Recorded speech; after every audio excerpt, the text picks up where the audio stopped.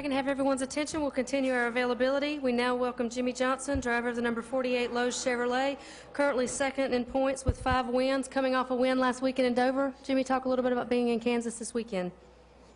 And just excited to be back to the racetrack. You always want to come back after you have a good win. The mile-and-a-half stuff has been good to the 48 team.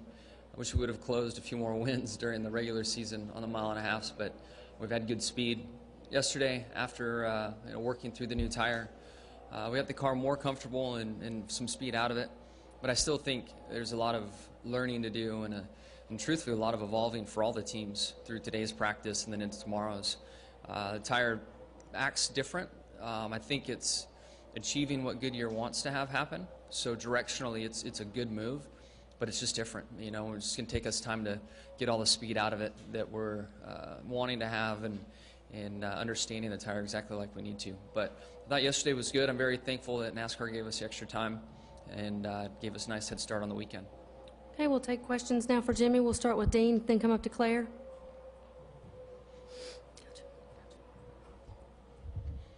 Dean McNulty, Toronto Sun. Jimmie, with the points, every point magnified during the chase, how important, is it more important to qualify better in the chase than normal in the regular season? Yeah, track position is so important that, because things are condensed. Makes your day so much easier when you qualify well and you have a good pit stall and start up front. This track, there's a very good chance there will be fuel strategy and tire strategy coming into play, and that jumbles things up. Some tracks, you expect it to be a big issue for qualifying to play out, and it doesn't turn out. It kind of goes back and forth, but at the end of the day, we all know the importance of it, and you want that on your side. It just makes a big difference. And if you start deep in the field, you get the top 5, and then if you get a chance at clean air, it usually takes you a stop or two to get your car dialed in. And anymore, it takes so long to get to the front that you don't have a stop or two left at the end to really challenge for the lead, from an adjustment standpoint. So qualifying is uber important.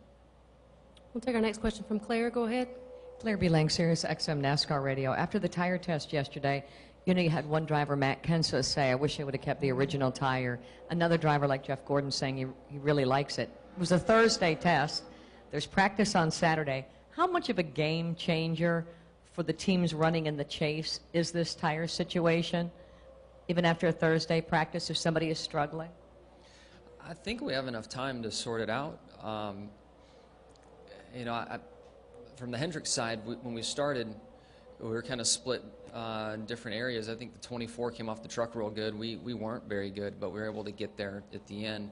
So I think in time, especially the 20 team and the Gibbs cars, if they're not happy, I'm pretty confident they'll get there by race time. It's different, the things that we do, what we expect out of the old tire and what it's capable of, it's just different with this tire. And it's a matter of finding what it likes. Okay, we'll take a question from Bob, Jeff, and then Stan. Bob Hocker, Sporting News. James Hilton's racing in his last race tonight in the ARCA race. He's 79. What do you hope to be doing when you're 79? Breathing. It's so awesome. He is. He's a stud. I think Earl's even spotting for him tonight. So excited for him. Every time I see him out there in that 48, it puts a big smile on my face. So he got the number off to a good start, and he's going to run it well tonight, I'm sure. But at 79, it's amazing. He's truly passionate and loves our sport, and it's nice to see him out there one last time. All right, we'll take our next question from Jeff, then come up to Stan. Jeff Gluck from USA Today. Jimmie, you've won 5 championships, obviously, a zillion wins, it seems like, and yet you still come out and you're just as competitive as ever, maybe more so. Where does the motivation come from on a weekly basis to keep coming up, showing up and working out and working hard, doing all the things that you probably do behind the scenes that we don't see? Where do you draw that from? Where's that coming from that makes you want to keep going, not just, you could probably just come out and coast and say, I'm here for my sponsors, whatever. I think a lot of it's just in my DNA, in the type of person I am, and the family I grew up in. I go back through my grandparents, great-grandparents, I mean, just all hardworking people, you know. So I think I grew up in that environment and around it. I feel that, you know, now married with kids, and much more mature than when I started, there's an element in that that is bringing more focus, more drive. I think that the work ethic, granted there's less time, you know, I have more things on my plate, but the time that I do a lot to train, the time that I do a lot for, you know, working with the team and coming to the track, just much more focused. And I think structure of family and kids and all of that plays some kind of role in there too, you know, mixes with the work ethic I was raised with. So somewhere in the mixture of those things is where it comes from. But I am happy when I accomplish things. I'm happy when I make lists all the time, and when I scratch things off my list, even if it's honey-do lists or goals I make for myself, I just have that mindset where I like to work through things and accomplish things. Okay, we'll take our next question from Stan, then go to Brant.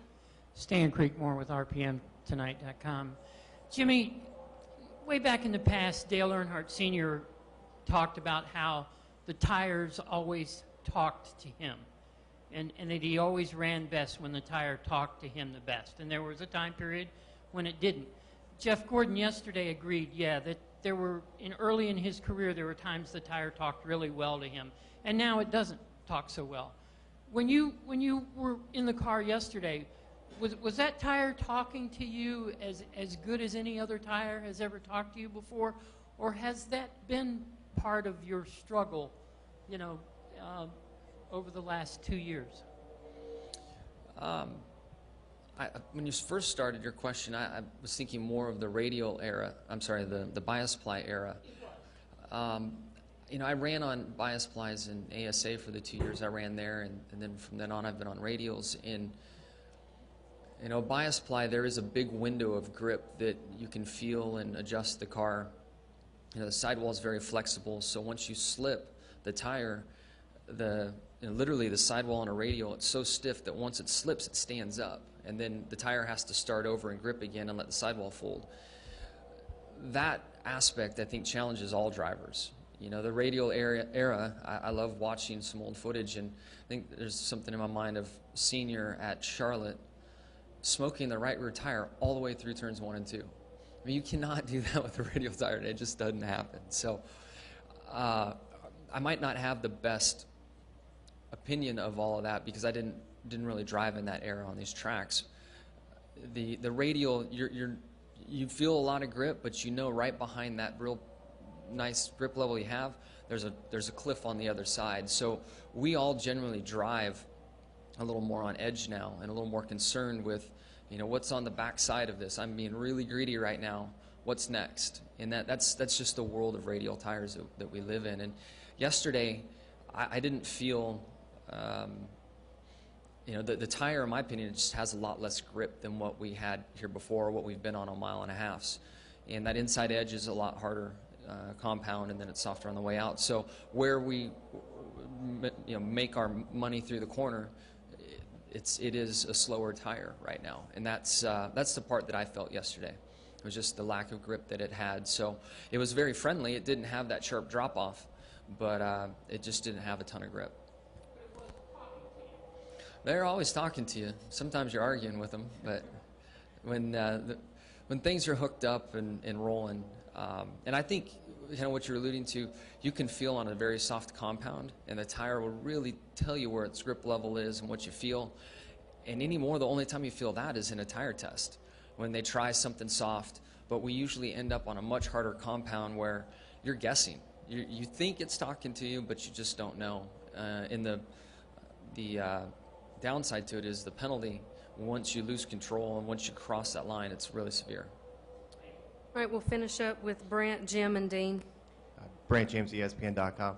Knowing it's still early in the chase, is there any way that the field, be it Jeff or Harvick, whoever, reels that sort of breakaway group back in unless you collectively or individually have that disaster finish with a part or a crash? Can just racing and knocking out finishes, can they catch you guys? I think there's enough racing left. Somebody gets hot and the others cool off. I mean, was it 30 points back to fourth?